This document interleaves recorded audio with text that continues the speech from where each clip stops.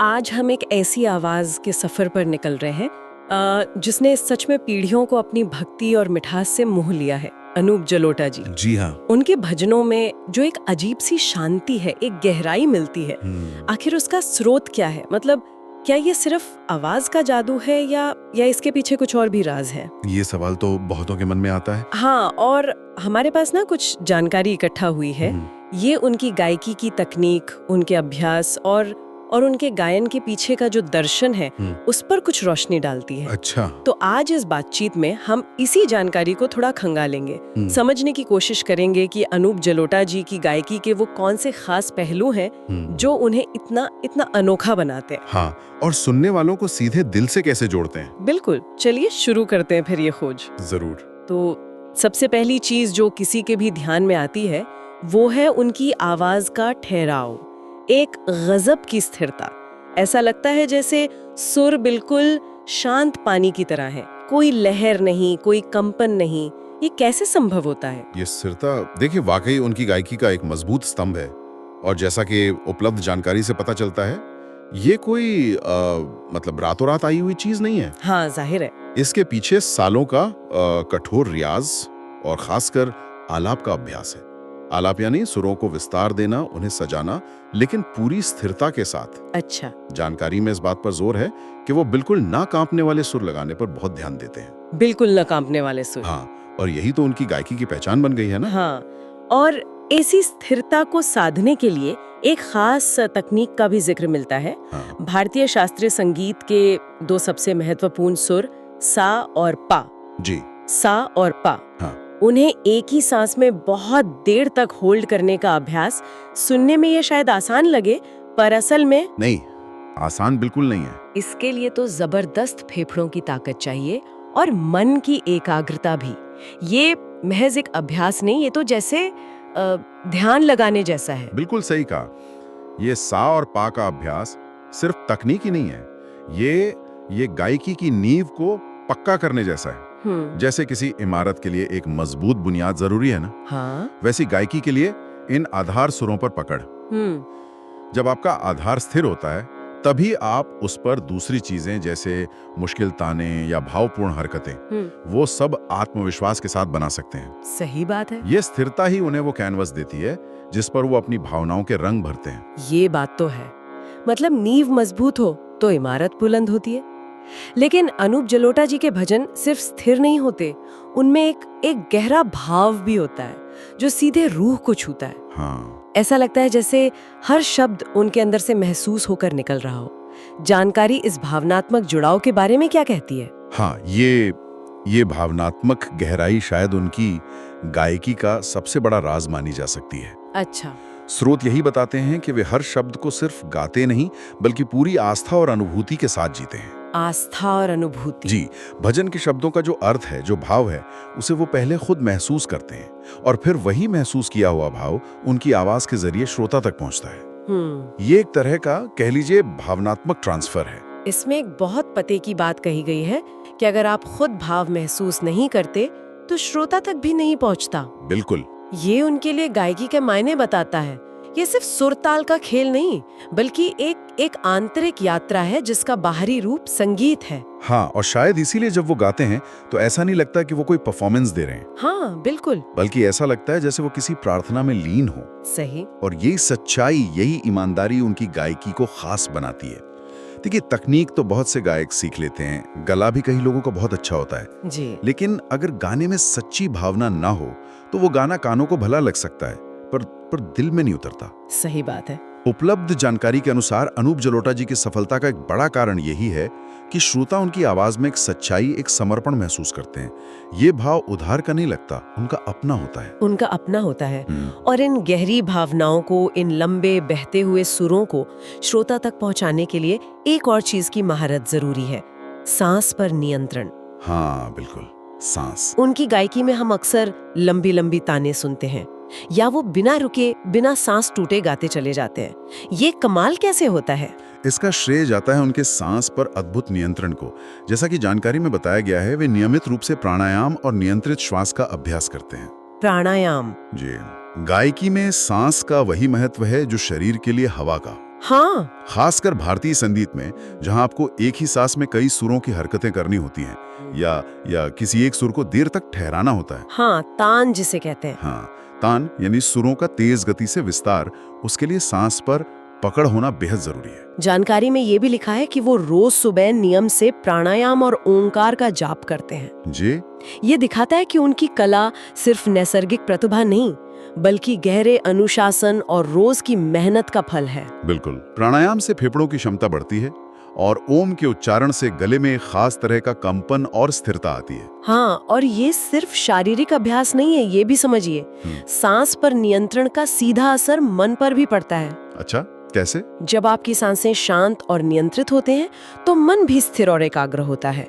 और शांत मन से ही आप भावनाओं को ज्यादा गहराई से महसूस कर सकते हैं और उन्हें अपनी गायकी में उतार सकते हैं। वाह, तो ये अभ्यास उनकी तकनीक और उनके भाव दोनों को साधने में मदद करता है। सोचिए, ये बिल्कुल किसी धावक की तरह है जिसे लंबी दौड़ के लिए अपनी सांसों को साधना होता है। ये वाकई दिलचस्प है कि कैसे शारीरिक अनुशासन उनकी कला को इस स्तर तक निखारता है।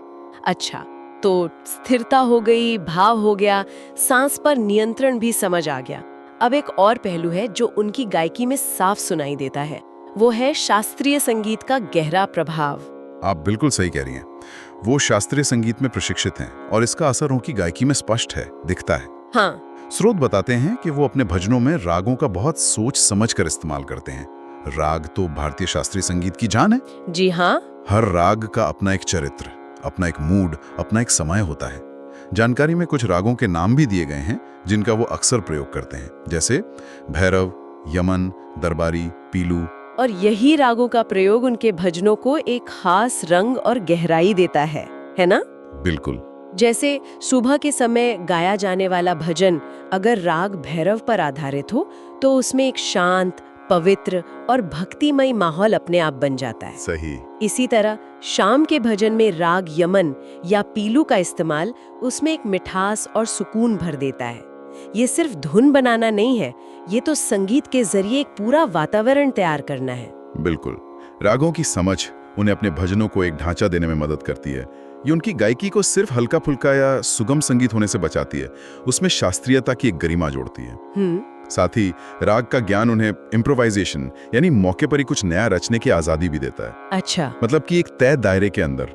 इससे उनकी रचनात्मकता भटकती नहीं, बल्कि सही दिशा में बहती है। तो शास्त्रीयता का आधार उनकी गायकी को और मजबूत बनाता है, लेकिन यह एक विरोधाभास भी है, कह सकते हैं। कैसा विरोधाभास? शास्त्रीय ज्ञान होने के बावजूद उनकी गायकी कभी जटिल या बोझिल नहीं लगती। उसमें एक अजीब सी सरलता, एक सहजता है। ऐसा लगता है जैसे वो बहुत आसानी से गा रहे हो, कोई दिखावा नहीं। हाँ, और ये उनकी गायकी का एक और महत्वपूर्ण पहलू है। स्रोत इसी तरफ इशारा करते हैं। जानकारी में उनके एक विश्वास का जिक्र है, सरल गाओ लेकिन सच्चे सुर में गाओ। सरल गाओ लेकिन सच्चे सुर में गाओ। हाँ, ये सरलता ही है जो श्रोता को सीधे जोड़ती है। आज के समय में जहाँ अक्सर गायकी में बहुत ज्यादा पेचीदगी या अलंकरण दिखाने की होड़ रहती है, हाँ होती है, वहीं उनकी सीधी सादी दिल से निकली हुई आवाज ज्यादा असर करती है। उनका शायद ये मानना है कि संगीत का असली मकसद जटिलता दिखाना नहीं, बल्कि आत्मा तक पहुंचना है। और शायद इसी वजह से उनके भजन इतने स्वाभाविक लगते हैं। वो जानबूझकर मुश्किल मुरक्कियां, मतलब गले की खास हरकतें जिनसे सुरों को सजाया जाता है, या तानों का अनावश्यक प्रदर्शन नहीं करते। बिल्कुल नहीं करते। उनका पूरा ध्यान भजन के शब्द, उसके भाव और उसके संदेश पर रहता है। ये सरलता ही शायद उन्हें आम सुनने वाले के इतना करीब ले आती है, कोई भी उनसे जुड़ सकता है। लेकिन ये सरलता हासिल करना भी आसान नहीं है। अच्छा। हाँ, इसके पीछे अपनी कला पर गहरा विश्वास और पूरी पकड़ होनी चाहिए। जब कोई कलाकार अपने हुनर में माहिर होता है, तभी वो उसे बिना किसी लाग लपेट के सहजता से पेश कर सकता है। सही कहा। दिखावे की जरूरत अक्सर तब महसूस होती है जब अंदर गहराई की थोड़ी कमी हो। जानकारी से ऐसा प्रतीत होता है कि अनूप जलोटा जी की गायकी में वो गहराई है, इसलिए उन्हें बाहरी सजावट की ज्यादा जरूरत नहीं पड़ती। उनकी सरलता खालीपन नहीं, बल्कि परिपूर्णता का संकेत है। बहुत खूबसूरत बात कही है आपने। और अब हम आते हैं शायद उस राज पर जो इन सब बातों के मूल में हो सकता है, जो शायद सबसे अहम है, उनका आध्यात्मिक जुड़ाव। बिल्कुल। स्रोत इसे उनकी गायकी का असली राज मानते हैं। असली राज? हाँ, भगवान के साथ उनका गहरा व्यक्तिगत और आत्मिक जुड़ाव। हाँ। जानकारी के अनुसार जब वो गाते हैं तो वो किसी मंच पर खड़े कलाकार की तरह महसूस नहीं करते। नहीं, बल्कि एक भक्त की तरह महसूस करते हैं जो अपने ईश्वर से प्रार्थना कर रहा हो। उनका गाना एक परफॉर्मेंस नहीं, बल्कि एक अर्पण, एक पूजा बन जाता है। और यही चीज शायद सुनने वाले को भी महसूस होती है। बिल्कुल। तभी उनके भजन सिर्फ मनोरंजन नहीं रह जाते, वो एक आध्यात्मिक अनुभव बन जाते हैं। जी हाँ। ऐसा लगता है जैसे हम भी उस प्रार्थना का हिस्सा बन गए हों। बिल्कुल। शायद यही वजह है कि उन्हें सुनकर मन में इतनी शांति और सुकून का एहसास होता है। बिल्कुल। वो सिर्फ गा नहीं रहे होते, वो भक्ति के भाव को हम तक पहुंचाने का एक माध्यम बन जाते हैं। निश्चित रूप से ये आध्यात्मिक जुड़ाव कोई अलग से दिखने वाली चीज नहीं है, बल्कि ये उनकी आवाज के ठहराव में, उनके भावों की सच्चाई में, उनकी गायकी की सरलता में, हर चीज में झलकता है। हर चीज में। हाँ, ये एक अदृश्य धागे की तरह है जो उनकी कला के सभी पहलुओं को एक साथ पिलोता है और उसे खास पहचान देता है। देखिए, तकनीक जरूरी है, भाव भी जरूरी है, लेकिन शायद ये आध्यात्मिक नींव ही है जो उनकी कला को समय के पार ले जाती है और उसे इतना स्थायी बनाती है। कम से कम इन स्रोतों से तो यही अंदाजा लगता है। तो अगर हम इन सारी बातों को जोड़कर देखें, सालों का रियाज जिससे आवाज में वो अद्भुत स्थिरता आई, हाँ। सांस पर वो कमाल का नियंत्रण जिससे लंबी और भावपूर्ण ताने संभव हुई, जी। रागों का गहरा ज्ञान जिसने भजनों को भावनात्मक रंग दिया, गायकी में वो सच्ची दिल से निकली भावनाएं और प्रस्तुति में दिखावे से परे वो सहज सरलता, और इन सब के केंद्र में इन सबको ऊर्जा देने वाला वो गहरा आध्यात्मिक विश्वास, वो प्रार्थना का भाव। हाँ। उपलब्ध जानकारी के आधार पर लगता है कि यही सब तत्व मिलकर अनूप जलोटा जी की गायकी के उस जादू को रचते हैं जिसे हम महसूस करते हैं। ये तकनीक, भावना और आध्यात्मिकता का एक दुर्लभ और खूबसूरत संगम है। सही। जहां हर चीज दूसरी को सहारा देती है और मजबूत करती है। यह समझना वाकई बहुत दिलचस्प है कि कैसे बाहरी कौशल जैसे सुर साधना, सांस नियंत्रण, राग ज्ञान और गहरे आंतरिक तत्व जैसे सच्ची भावना, सादगी, आध्यात्मिक जुड़ाव, ये सब मिलकर किसी कला को इतना प्रभावशाली, इतना स्थायी बना सकते हैं। जी, ये सिर्फ संगीत की ही बात नहीं है, शायद जीवन के किसी भी क्षेत्र में उत्कृष्टता पाने का यही सूत्र हो सकता है। हाँ, और ये हमें सोचने पर भी मजबूर करता है। जरा संगीत से हटकर अगर देखें तो जीवन के और कौन से ऐसे क्षेत्र हैं जहाँ इसी तरह का मिश्रण? कैसा मिश्रण?